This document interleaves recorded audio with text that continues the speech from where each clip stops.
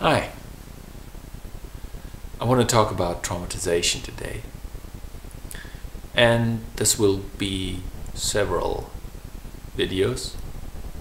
The first part is called The Desire to Annihilate. Why that will be clear later. First, start with the definition. I would say a traumatization is a permanent breakdown of the psychic organization.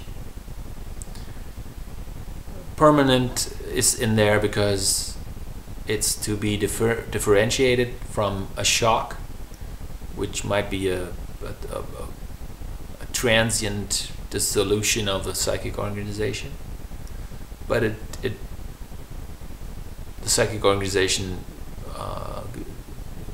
resumes its normal functioning after a period of soothing or sleeping or just time goes by. But a traumatization is permanent in the sense that the psyche by itself cannot organize itself again. But what is a psychic organization, a breakdown? This is all very abstract, and I want to go through an example in which I am a little boy and my mother is going to be traumatizing me. So first, we look at the normal situation. I'm a little child, I'm utterly dependent on my mother, and she is providing food and shelter and warmth and emotional contact and love and mirroring and understanding and talks to me and all that. So it's a good attachment, and this functions in the sense that if I'm awake and fed and safe, I'm curious about the world. I want to know what the world is like and what the forces of the world are and how they match with my abilities and my strengths. And so that's an interesting exploration going on there. And I can do this because my mother is there and will take care of me if something is problematic. So first, my mother is a secure base from which I can go out into the world and explore. And if my batteries are going down and or something scary happens, or I just have no interest anymore, then I turn back to my mother, and she's a safe haven for me and calms me down and regulates my emotions. So that would be a normal and ideal situation. But now, sadly, that's mostly the case. My mother has a traumatization by herself. Let's say her father imposed his will on her violently, and that leads to a unconscious memory of the suppression of her will, and to a readiness to comply with expectations from others, especially male figures. So that's her wound and her unhealthy tendency. And now I come, maybe, and she's in a stressful situation in the kitchen, time pressure, and I want something from her. I have played enough, and I'm whiny, and I need something, and I'm not well, and so I express that, and she doesn't want to react to it because she is distracted with something else. No, so I have no success, and I intensify my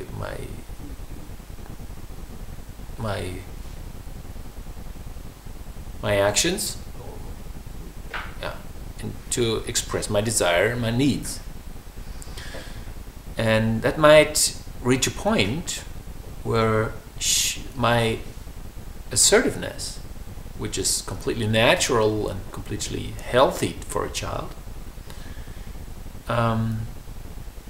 is so strenuous and so imposing to her that the unconscious memory of the imposition of the will of her father in her childhood is touched and reacts. And of course, in her childhood, she would have wanted to erase or annihilate the forceful will of her father in order to protect her boundaries and to protect her own being. But that was too dangerous at that time because her father was really huge and big and he was determined.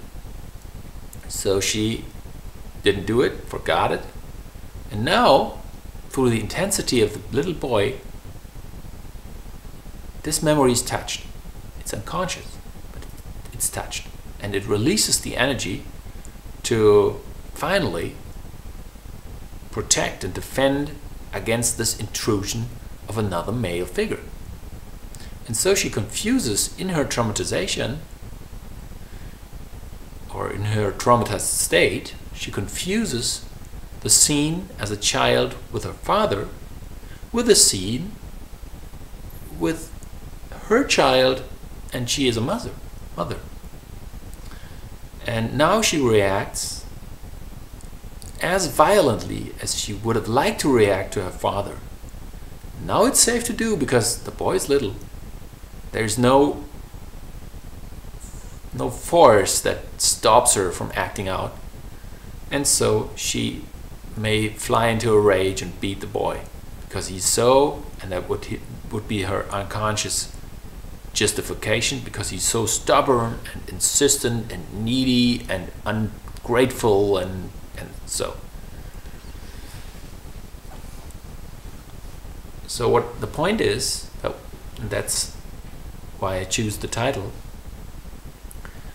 there is a desire to annihilate the healthy intention of assertiveness of the boy. And it always comes out of the traumatization of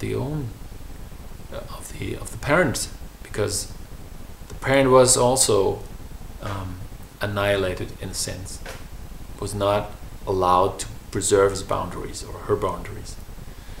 And that's why the parent generates a desire to annihilate, to erase, to stop, to